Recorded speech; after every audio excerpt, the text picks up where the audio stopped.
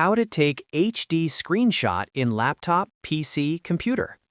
This method works in Chrome, Firefox, and Edge on PC, but I am using Chrome for this tutorial. First, press F12 to open the developer tools in your browser. At the top, click the Toggle Device Emulation icon. A new bar will appear at the top of your screen. Click on the Dimensions drop-down, scroll to the bottom, and select Edit. When the sidebar opens, click Add Custom Device. Give your device a name, for example, High Res. Set the dimensions to 1920 by 1080 and set the device pixel ratio to 4. Leave the user agent string blank, but make sure the drop-down next to it is set to desktop, then click Add. Close the sidebar and go back to the Dimensions drop-down. You'll now see the custom device you created. Select it.